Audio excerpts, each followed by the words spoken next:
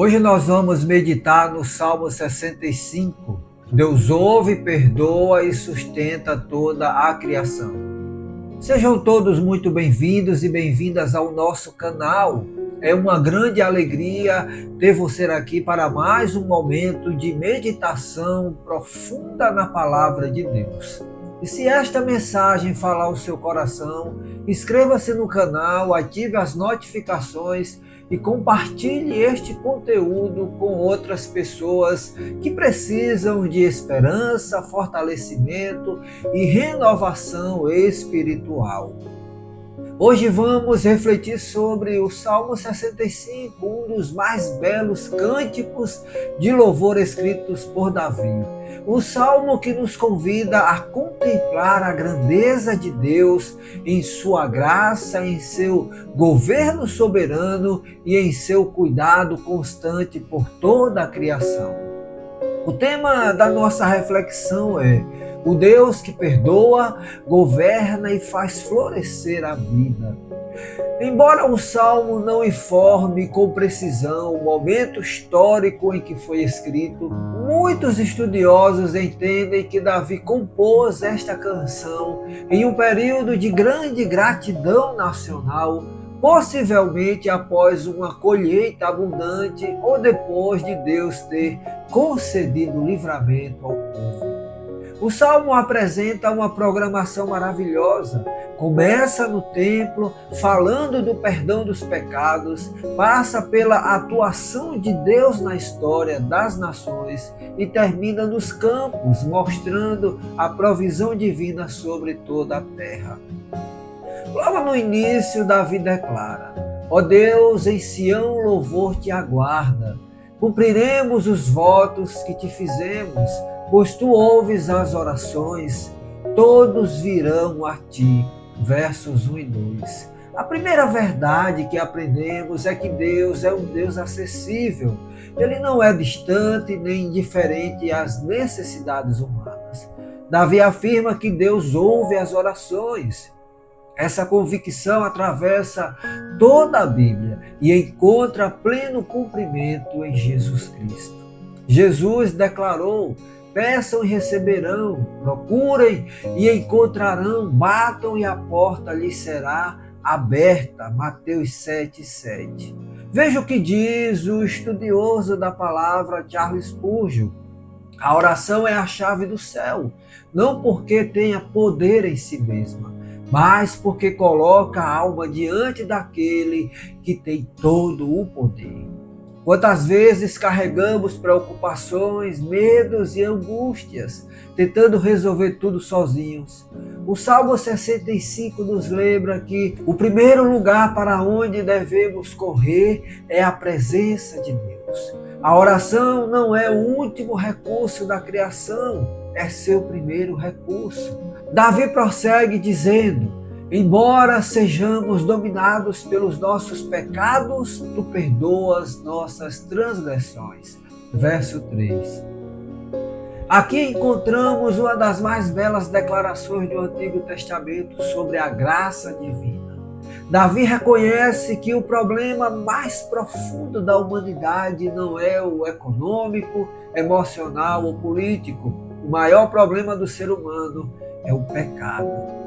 Veja o que diz o estudioso da palavra João Calvino: antes que Deus remova qualquer aflição externa, ele trata daquilo que é mais grave, a culpa do pecado. Essa verdade aponta diretamente para Jesus Cristo. O apóstolo Paulo escreveu: mas Deus é tão rico em misericórdia e nos amou tanto que, embora estivéssemos mortos por causa de nossos pecados, ele nos deu vida juntamente com Cristo.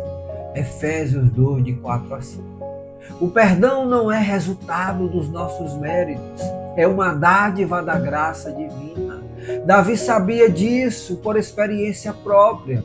O homem que havia caído em graves pecados também experimentou a profundidade da misericórdia de Deus. Em seguida, lemos como são felizes aqueles que escolhes e trazes para viver em teus pátios. Ficamos satisfeitos com as coisas boas da tua casa, do teu santo templo. Verso 4. O salmista celebra o privilégio da comunhão com Deus. A maior bênção não é aquilo que Deus pode nos dar, mas a própria presença dele. Veja o que diz o estudioso da palavra Warren Wiersbe. A verdadeira felicidade não consiste em possuir as dádivas de Deus, mas em desfrutar da presença do Deus das dádivas. No Novo Testamento encontramos essa mesma realidade.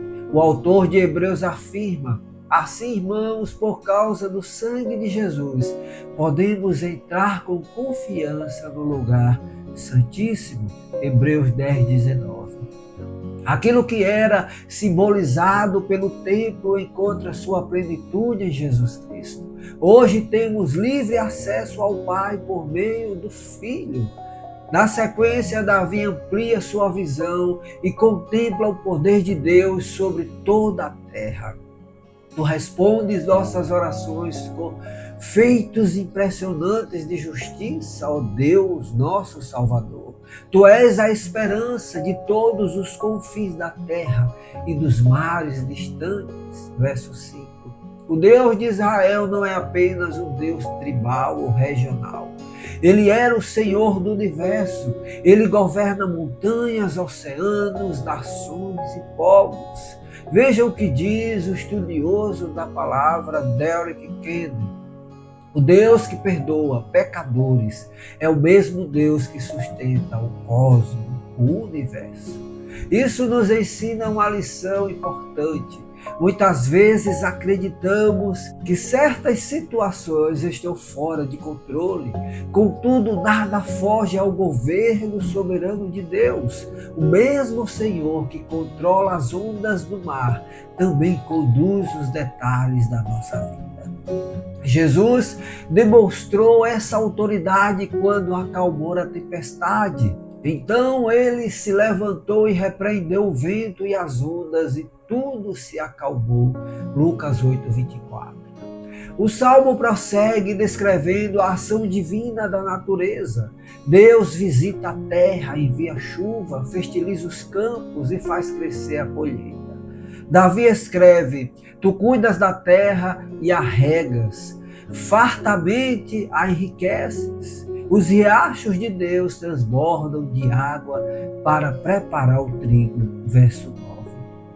A visão bíblica da criação é profundamente teológica. A natureza não funciona de forma independente de Deus.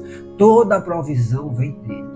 Veja o que diz o estudioso da palavra e comentarista Matthew Henry.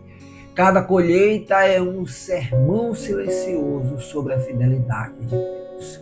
O apóstolo Tiago ecoa essa verdade ao afirmar: toda dádiva boa e todo presente perfeito vem do alto, descendo do Pai das luzes. Tiago 1,17.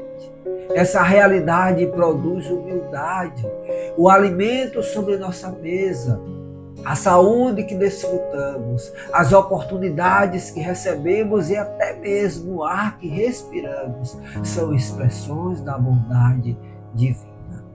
Nos versículos finais, Davi descreve uma cena extraordinária.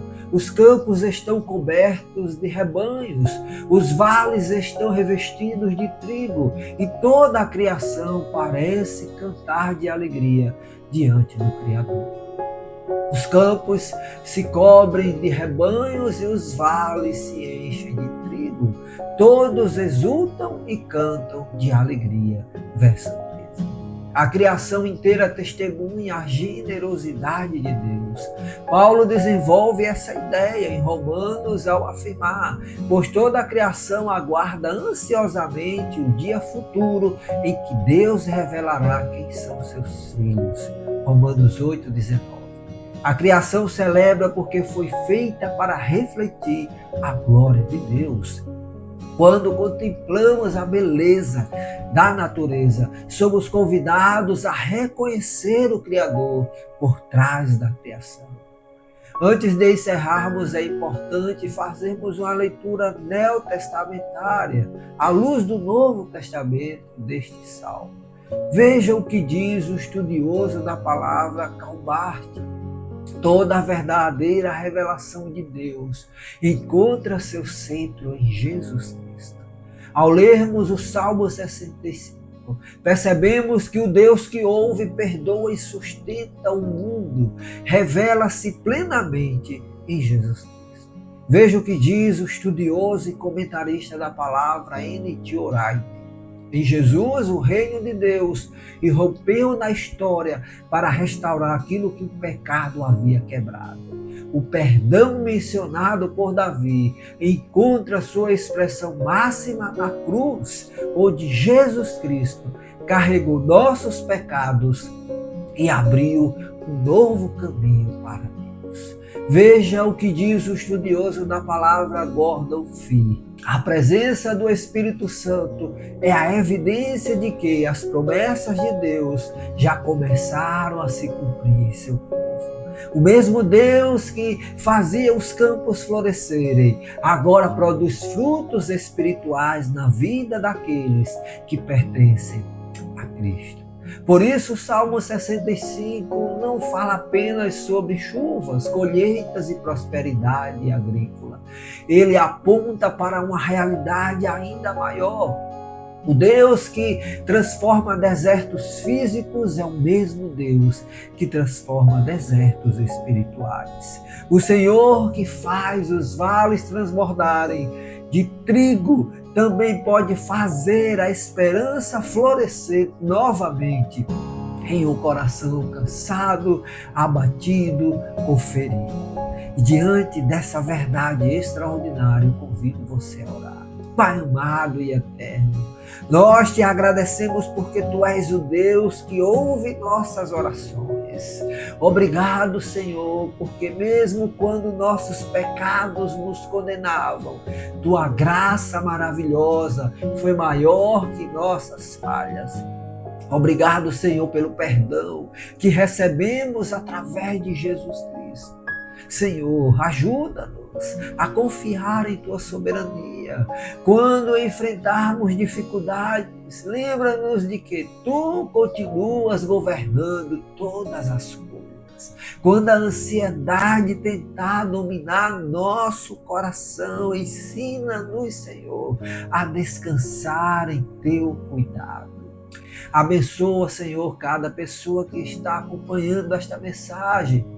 Visita os lares, fortalece os enfermos, consola os que estão sofrendo, abre portas para os que precisam de direção e renova a fé daqueles que estão desanimados. Que possamos, Senhor, reconhecer diariamente tua bondade maravilhosa em cada detalhe da vida. Dá-nos olhos para enxergar tua mão agindo, mesmo nos momentos em que não compreendemos teus caminhos. Nós te agradecemos, Senhor, pelas bênçãos materiais, mas acima de tudo, agradecemos pelo maior presente de todos, a salvação que recebemos por meio de Jesus Cristo.